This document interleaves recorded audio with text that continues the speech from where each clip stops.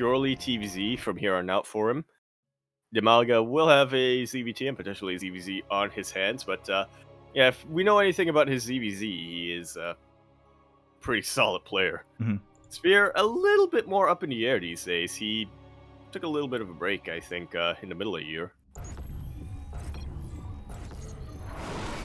That's I'm thinking of Fork. These NV Terran players, man.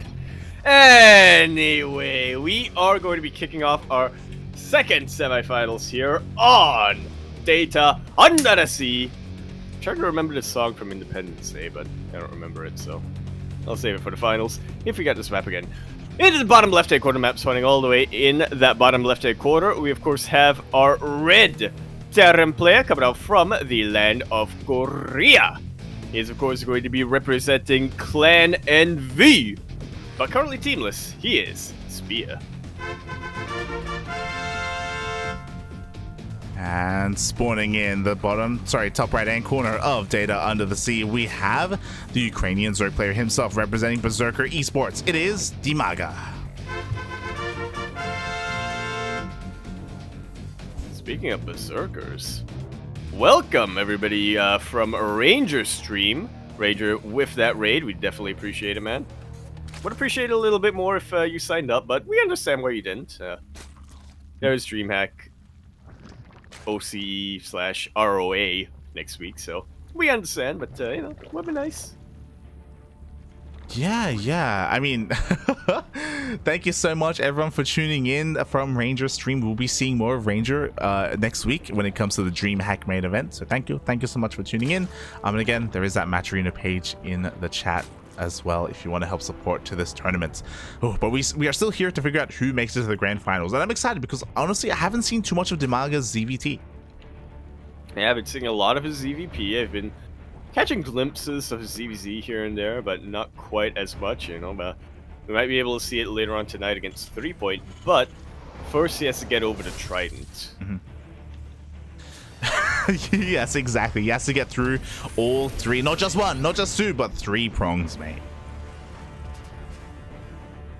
Yeah, well, I say that, but we'll see if that's how Spear likes to play in TVZ as well as TVP. I mean, I feel like you kind of have to in certain scenarios, and Data C is definitely a map that encourages more Turtle Terran play. IMO, Turtle Terran with multi-prong harass every now and then, but yeah, there are definitely a couple of builds, and there are definitely a couple of TVZ builds where you don't go for the multi-prong harass, you just go for, or multi-prong pushes, you just put every single ounce of your RV supply into one straight-up timing attack.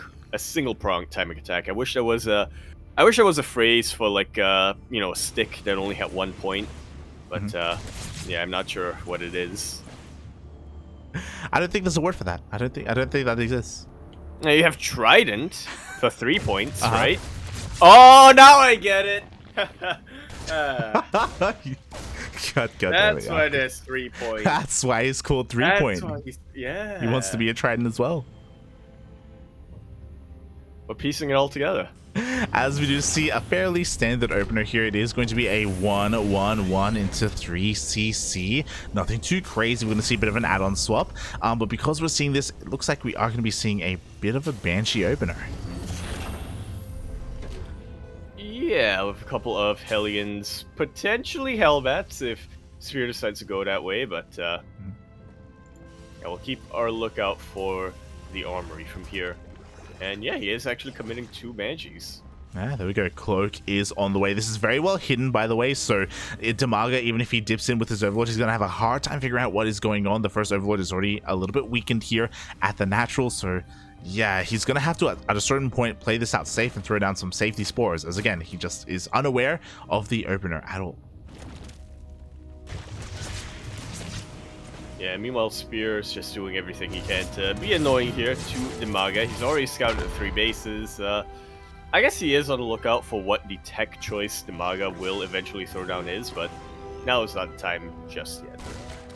Yeah, just not yet the time. Meanwhile, the Reaper comes across the map. I'm surprised it's still alive, to be honest. Almost gets a drone, will be cleaned up, but this is a pretty important scout. Again, just confirming there is no Roach Horn, there are no early gases, there are no early layers or anything like that. Standard opener from DIMAGA.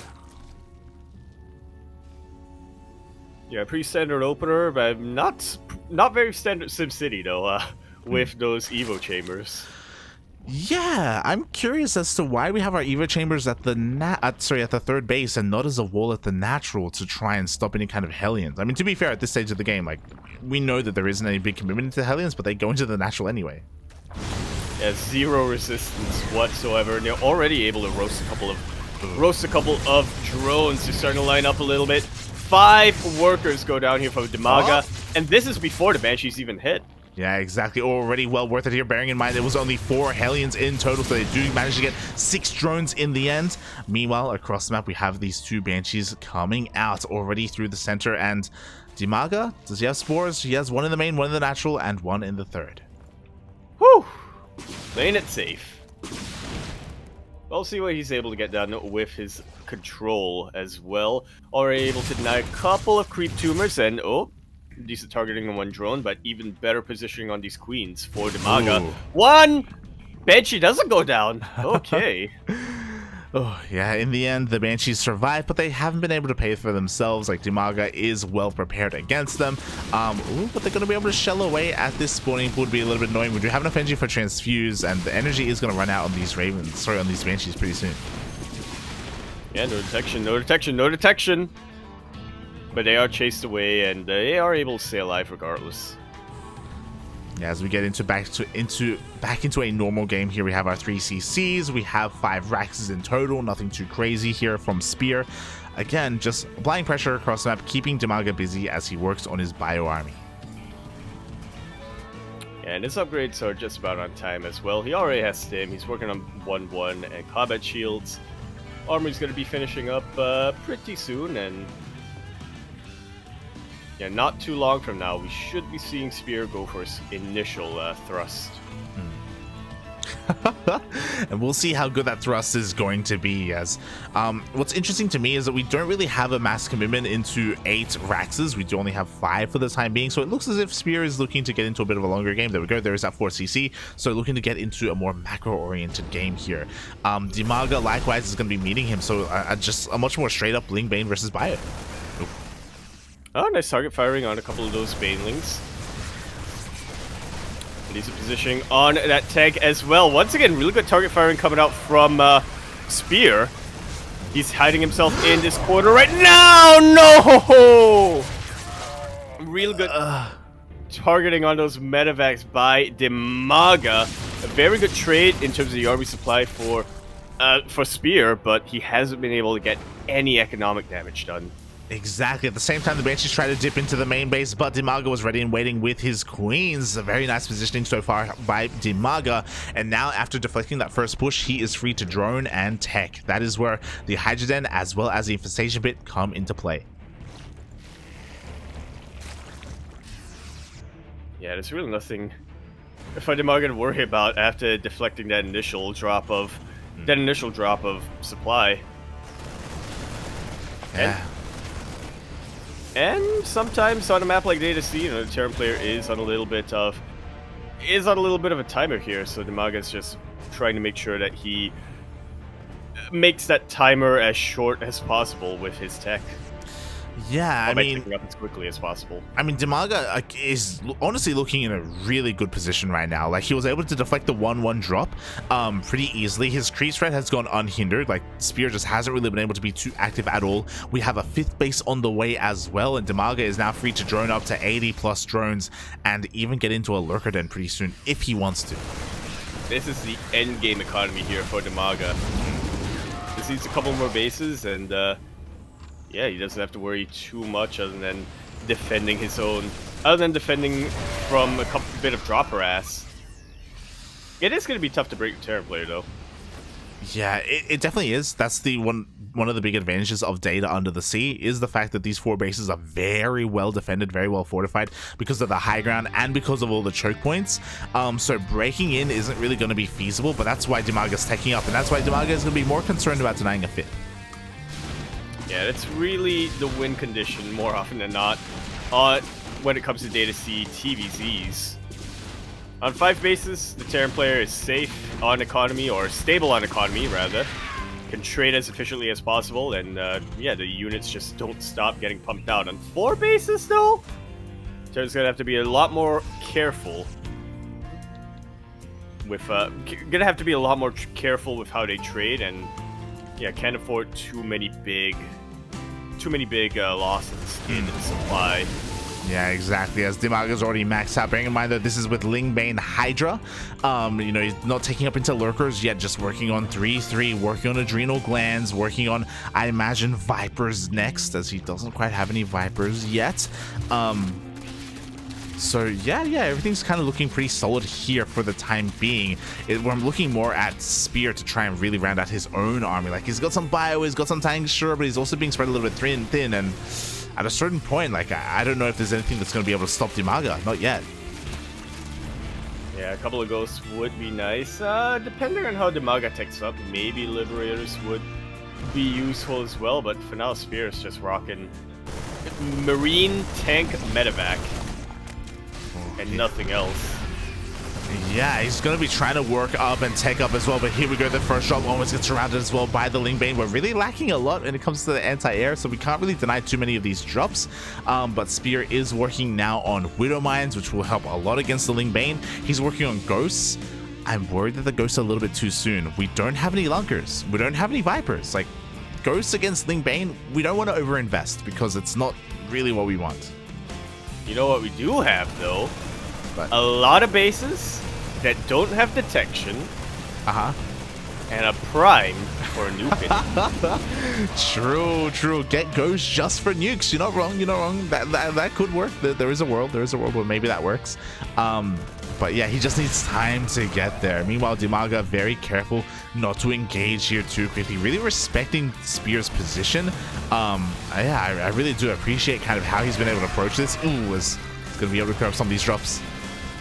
Yeah, a little bit of friendly fire, but yeah, not the biggest of deals. DIMAGA starting to get on top of this entire army. There were only 2 tanks, like, stopping that onslaught. The entire bio goes down to these Banelings, and now there's nothing stopping these Banelings from getting on top of SCVs, from killing that planetary. You know, Spear was struggling for a very long time to get a 5th base, and now he's struggling to maintain his 4th. Exactly. I was just, again, really concerned that Spear just had too much supply here at his triangular 3rd base location where he needed more tanks and more mines on the right-hand side instead. That was the opportune moment for DIMAGA to pounce, and he can just keep going from here. He's already almost remaxed. Yeah, he just needs to break that 4th base a couple more times, and I think he's pretty much a shoo-in for the victory.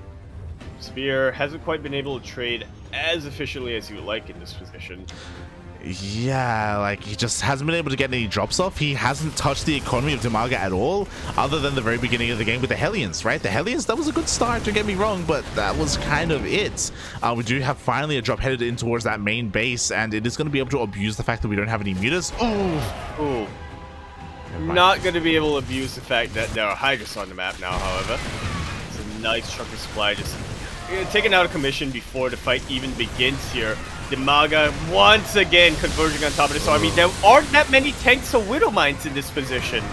Once again, so DIMAGA just rocks in, kills 18 SCVs, half the Bioforce, and the planetary once again. Yeah, exactly. Like, DIMAGA, he just keeps on rolling on in, and there's never enough to stop him. And it's gotten to the point where he's just too far ahead, right? It's happened too many times. Spear is trying to turtle up here on his 4 bases, but he just keeps being broken, and every single time it's just easier and easier to break. Yeah, I'm not gonna complain if that we're not gonna get a 40-minute long game out of this, but I do agree with you there.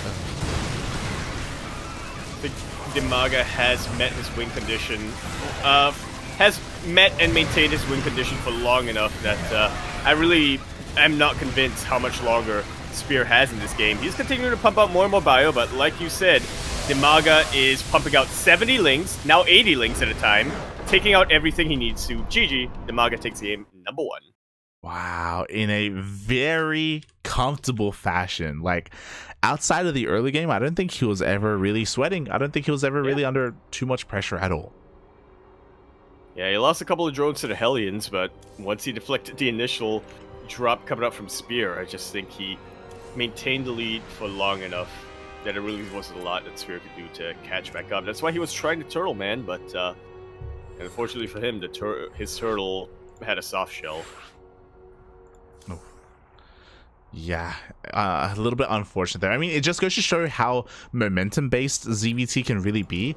If you remember, it all started, one, with Spear diving in and throwing away all of his Hellions, so he lost map control in the very beginning. Two, the Banshees didn't pay for themselves. They didn't really get any drones. And three, that 1-1 timing with the first tank got cleaned up real quick. Yeah. And keep in mind that was all done while Spear had the ping advantage. Now that we're going into the map where DIMAGA has that advantage, I feel like Spear is gonna have to do something a little bit more drastic. Otherwise, we're just gonna see the same, but even cleaner from the side of DIMAGA. Yeah, I agree. I don't expect to see like a 3cc Banshee opener again from Spear. I think the time for that has come and gone. Now we need something a little bit more spicy. Ooh, I like the sound of that. And speaking of liking the sound of that, we are now on inside and also out. We're in the top right-hand corner map, spawning all the way in the top right-hand corner. We, of course, have our red Terran player coming down from the land of Korea. He is going to be representing Clan Envy, but currently teamless. He is Spear. And spawning in the bottom left-hand corner of Inside and Out, we have the Ukrainian Zerg player himself representing Berserker Esports. It is DIMAGA. He's already halfway there to breaking the STC curse. We could have a ZvZ Finals tonight.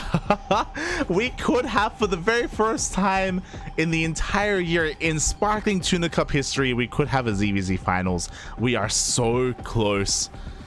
Will it happen, or will Spear stop us? That is the question. Again, like, it was pretty cut and dry. I do think that in a straight up macro game, DIMAGA was head and tails, like so far, head and shoulders, sorry, so far ahead of Spear. But again, Spear, he doesn't just have to open up that way. You know, he's got more tricks up his sleeve. Yeah, he could proxy, which he's not doing. He can pull the boys. He could, you know. Or he can call up his boy Hon Mono and Cacao and be like, yo, quick, give me a rundown on the build. Yeah. He could pull his boys straight to DIMAGA's house on Mono. And 3 point, you know, they just rock up and yo. What? I pulled my boys. We heard you plan to make a ZvZ Grand Finals, huh? What's going on, buddy? That ain't how we do it around these ports. Oh god, the Kazis are about to rock up, mate, and again, we'll see what Spear has in store for us. So far, the opener, pretty standard. We do see racks into CC, but from here, you know, I wouldn't be surprised if we see a little bit of a variance in our opener, whether it's to go into a 2-1-1 or maybe even a 3 racks. I wouldn't be opposed to that. I mean, we already have a factory, so to be fair, we're not going to see a 3 racks. Yeah, we'll see. Yeah, he is immediately switching his add-on, so still going into Hellions from here, and it is a little bit worrisome that he has skipped out on his Reaper early on, but he did SCV Scout. He knows that DIMAGA as well is playing this pretty safe and standard. Yeah, he should be aware, so he's relying just on an SCV Scout. So far, same opener, 1-1-1. We have the Tech Lab on the racks, so it is looking like we're going to be getting another add-on swap. Oh. Yeah, we'll see how well it works out for him this time. He did have a really good start to that previous game, mind you. He was able to get about 6 drones pretty much for free, and then after that, the tables have turned, but we don't see an add-on swap here. We don't see any Banshees whatsoever. Instead, we see a Marauder, question mark? Let's go. It's looking to be a Marauder Hellbat push with Concussive Shell. Yeah. Where you land the Viking behind the Queen just to try to get some body blocking going on. Or potentially, you know, you get a medevac and you drop the Marauder as well, just like so. That Viking will clear up a couple of overlords and, if need be, add a little bit of extra DPS later on. Yes, exactly. The Viking can add a surprising amount of DPS. There we go. Does supply block Dimaga in the end. Dimaga's going to be in the dark. He doesn't know what is going on. He knows about the 1-1-1 because of the revelation of that Viking. But from here, it could be anything. A couple of Hellions are going to show themselves out in the middle of the map. Concussive Shell is on the way. Armory has now begun. Yeah, I always appreciate the fact that Spear isn't really overmaking any of these Marauders either. He's just making sure he gets 2 of them for those concussive shells, just to slow down the queens as they try to retreat. And from there, these Hellbats are going to have a pretty fun time roasting the army. Yeah, and here we go. He does drop on top of the queens. What I will say is that there is no Baneliness. It's just now gets spotted, and the queens are they're a little bit trapped. Yeah, decent target firing on top of these medevacs, but now the Hellions turn into Hellbats. And they wipe out just about every single Ling and most of the queens as well. What can DIMAGA possibly make right now to defend?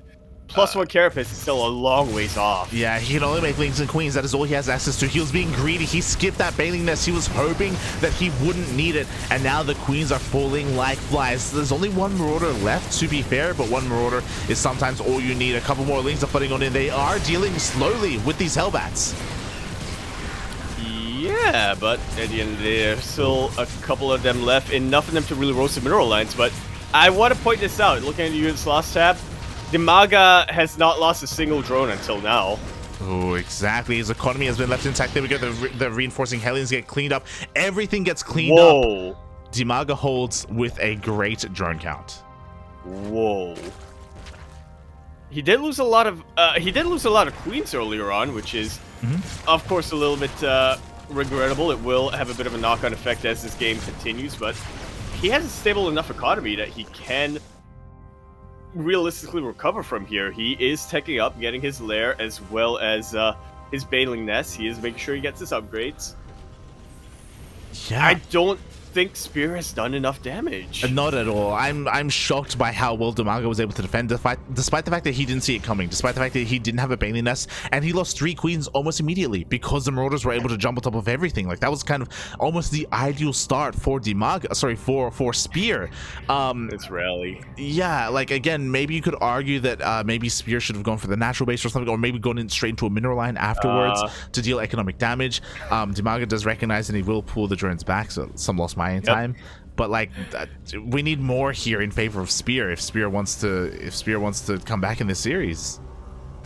And it's almost like DIMAGA recognized that Spear had to deal more damage. I was like, oh, you were actually supposed to kill these 5 extra drones earlier on. My mistake. Here's your change. Yeah. But no, he does pull them back, and yeah, like you said, I feel like DIMAGA's really starting to, just like game number 1, his economy is really starting to get out of control, and that's going to translate to his army getting out of control pretty soon. Exactly. I mean, DIMAGA's already where he wants to be. 66 drones is fine here on 4-base saturation. We have a macro hatch on the way alongside that 4th. We have 2-2 on the horizon as well. 1-1 finished up very quickly. 1-1 still not even done for Spear. And because of the death of all those Hellions, like, Spear doesn't even have any map control. Like, the creep is honestly looking amazing for our Zerg player. So what you're saying is Spear's best bet is to do the Maru style again. I guess so, but oh my god, there's a Ling run by as well. The reinforcements get caught out, the boys are pulled, and Spear can't afford to lose workers right now. Yeah, they're actually being body blocked by the tank! The SCVs are repairing the tank, but the Lings do not care at all about this tank surviving or not. They don't even care about themselves surviving. They just want to kill those 7 SCVs. Oh no! Spear's tank doesn't know what to target, and so these Lings do get on top of the army. The Banelings have been dealt with in the end, but these Lings are cleaning up regardless. It's not the most efficient trade, but a trade that DIMAGA can absolutely afford to make. Definitely. Same cannot be said for Spear. Yeah, like, again, this was a hefty loss here for Spear. Spear lost a tank, which again, like, these tanks are so valuable right now. He only just now gets a second tank here at his own third base. DIMAGA is feeling safe enough where now he can start droning again. He can get into 70 plus workers. He has teched up into a Hydrogen for Lingbane Hydra once again, and we have the Infestation bit on the horizon as well. We saw how well DIMAGA went, like how well he was able to utilize Lingbane Hydra. Like, again, you don't necessarily need to tech up all the way into lurkers. Yeah, he's saving up for, or he's setting up for his endgame, and he's about to reach it pretty dang soon. Spear, on the other hand, struggling to... I think he does have a third base, but he's struggling to get a fourth base. He is still... 1-1 is still not even halfway done for him. Or 2-2, sorry, my mistake. Is not even halfway done for him, and he doesn't really have much tech other than the tech lab on the factory and the barracks units that he's pumping out right now. Yeah, exactly. I mean, he's doing whatever he can with what little he has, you know, with this double drop on the right-hand side, with a single drop on the left, but even here he's losing more and more of these Marines. The wall is not a wall. The Lings filter on in. Not the best fight here for DIMAGA, so Spear trading pretty efficiently. Yeah, you could definitely argue that as long as DIMAGA is able to prevent the fourth base from coming up, it's worth it for him in the end, but if he overstays his welcome, there is a very, very big opportunity for Spear to just go across the map and take out a couple of bases of DIMAGA himself. That has not happened though, as DIMAGA will retreat at the first sign of trouble. Yeah, but again, that was like kind of the first big win for Spear, I think. He was able to pick up a couple of the Hydras, quickly checking. Oh, no, never mind. 0 Hydras died. Oh, God. But, you know, he traded well with the Lings at least. He was able to fight in a pretty defensible position, and now he has a fourth base on the way. If he can get this fourth up and running, then I do think that he has a fighting chance later on in this game if he's able to survive and you know, turtle up and eventually max out. His economy is starting to stabilize with, or will begin to stabilize with, that fourth base. DIMAGA did lose a couple of workers himself to a drop, but already he's back at 75 workers and yeah, starting to get his hive tech on the way. Yeah, the hive is on the way. We have 2-2 already done. We can't start 3-3 until hive is finished, and even though Spear is getting his fourth up and running, DIMAGA is about to max out, and we're getting to the point where he's about to just crush and move in and take down one of these bases. Which one, we don't know yet, but whichever one he chooses, I don't think Spear can stop him. There's not a lot of tanks out here for Spear, yeah, and he's forced to even split them up between his third and his fourth base, just because he doesn't know where DIMAGA wants to hit. Yeah, he just doesn't know. He doesn't have eyes on the army. I mean, he can't know right now. He can't afford to like scan around and get eyes on where it is. Like, he needs to use all of it, as many of his mules as possible. The creeper's already here at towards the rocks. Hasn't been cleaned up yet, but it looks like DIMAGA is going to be waiting a little bit more here for his upgrades as he starts 3-3, as he starts a dream. Yeah, we do see Spear now finishing up his own Ghost Academy, and he is catching back up on the upgrades. Just again, 4 bases, not quite going to cut it here for TVZ if you're going to play this turtle style. You want to get at least 5. Yeah, you really do. Meanwhile, again, Spear being quite active here, picking up whatever tumors he can, trading as best as he can without losing too many of his Marines. These are nice moves. I'm waiting for DIMAGA to pull the trigger though. Like, I understand we're maybe waiting for our upgrades. We have 3-3-2 on the way. We rarely see 3 Evo Chambers.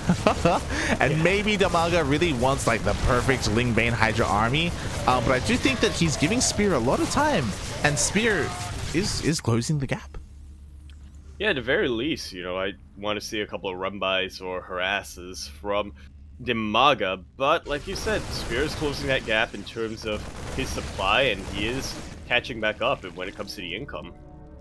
Yeah, he really is. I mean, he doesn't have a bank, so again, DIMAGA can remake his army if it doesn't go his way, and Spear can't, but Terran is all about efficiency. It's all about taking fights and out-trading your opponent with your tanks, with your stim, with your micro, with your control.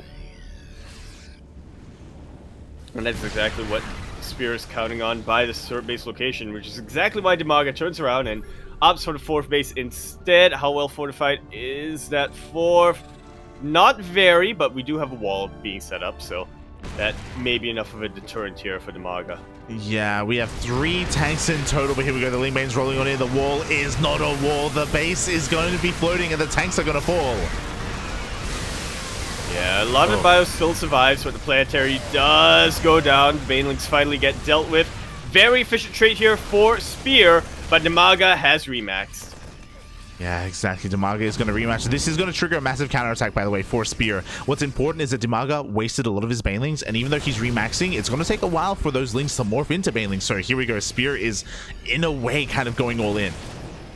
Yeah, you can't really rely on a full surround when your opponent has that much supply here. It's not even a surround, it's more of a meat grinder. Meanwhile, enough time has passed where another wave of banelings has finished up. We have so many tanks available here for DIMAGA. The link bane is coming in from 2 angles. Yeah, from 2 angles we said. Ah, well, it turns out one angle is gonna be enough here for DIMAGA. Whatever the other... I'm not crazy, right? He split up his army and sent out a few Lingbane. Oh, he sent it to his own third base. Yeah. Okay, he was defending against the drop on the third. And also, we did see a small army come through the center bridge as well.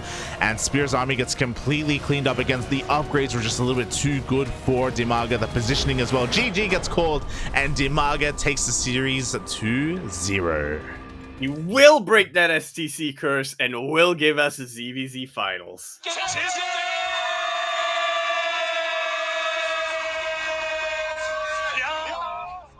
Very nicely done here from DIMAGA, showing off a pretty similar style to his ZvP, where he pretty much just played it out reactively, trying to figure out what his opponent's going for and create a plan of a strategy of attack from there.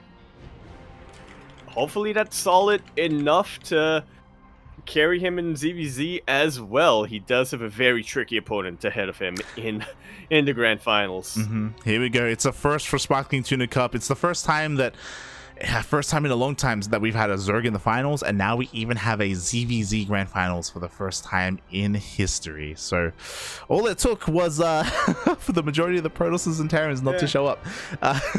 All it took was DreamHack and GSL to have the same schedule. Yeah, shaking my head. But again, like, we're more than willing to host this tournament for these other lesser known players and give them an opportunity to really rise up and show what they're made of. Like, I hope, for example, in the semifinals, I hope 3 Point was able to make some fans in the chat. I saw a lot of people getting really impressed by the comeback potential, by that comeback of 3 Point. Like, it's not something you see too often. Yeah, especially in ZvZ.